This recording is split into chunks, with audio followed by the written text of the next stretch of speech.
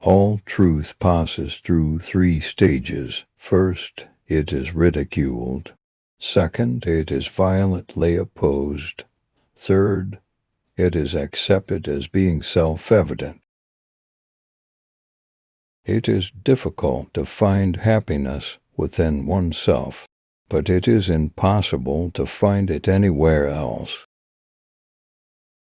A man can be himself only so long as he is alone, and if he does not love solitude, he will not love freedom, for it is only when he is alone that he is really free. Money is human happiness in the abstract. He, then, who is no longer capable of enjoying human happiness in the concrete, devotes himself utterly to money.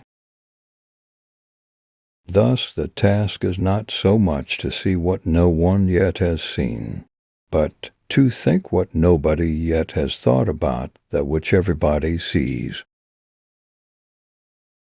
Each day is a little life, every waking and rising a little birth, every fresh morning a little youth, every going to rest and sleep a little death. The assumption that animals are without rights, and the illusion that our treatment of them has no moral significance, is a positively outrageous example of Western crudity and barbarity. Universal compassion is the only guarantee of morality.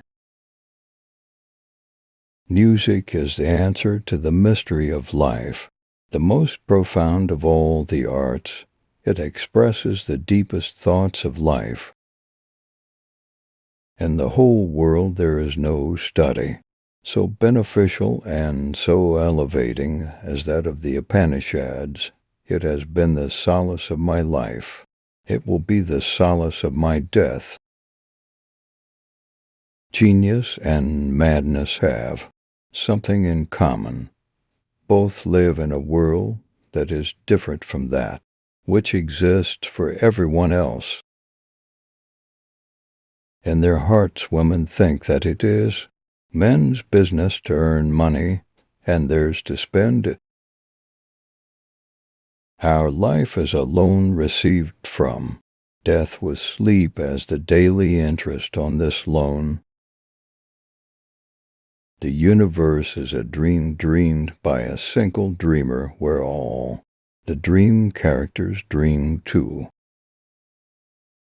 To be alone is the fate of all great minds, a fate deplored at times, but still always chosen as the less grievous of two evils.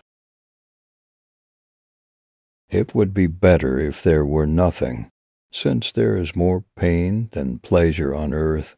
Every satisfaction is only transitory, creating new desires and new distresses, and the agony of the devoured animal is always far greater than the pleasure of the devourer. Every man takes the limits of his own field of vision for the limits of the world. This is an error of the intellect as inevitable as that error of the eye which lets you fancy that on the horizon heaven and earth meet. Every miserable fool, who is nothing at all of which he can be proud, adopts as a last resource pride in the nation to which he belongs. He is ready and happy to defend all its faults and follies tooth and nail, thus reimbursing himself for his own inferiority. Women remain children all their lives, for they always see only what is near at hand, cling to the present, take the appearance of a thing for reality, and prefer trifling matters to the most important. Pleasure is never as pleasant as we expected it to be, and pain is always more painful. The pain in the world always outweighs the pleasure. If you don't believe it, compare the respective feelings of two animals, one of which is eating the other.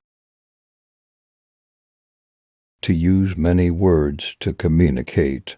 Few thoughts is everywhere the unmistakable sign of mediocrity. To gather much thought into few words stamps the man of genius.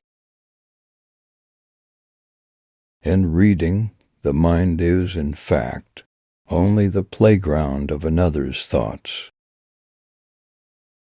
Religion is the masterpiece of the art of animal training, for it trains people as to how they shall think. If God made this world, then I would not want to be the God. It is full of misery and distress that it breaks my heart. A man becomes a philosopher by reason of a certain perplexity, from which he seeks to free himself. The life of every individual is really always a tragedy, but gone through in detail, it has the character of a comedy. Reading is merely a surrogate for thinking for yourself. It means letting someone else direct your thoughts. The discovery of truth is prevented more effectively, not by the false appearance things present, and which mislead into error, not directly by weakness of the reasoning powers, but by preconceived opinion, by prejudice. I believe that when death closes our eyes, we shall awaken to a light of which our sunlight is but the shadow. Life is full of troubles and vexations, that one must either rise above it by means of corrected thoughts or leave it,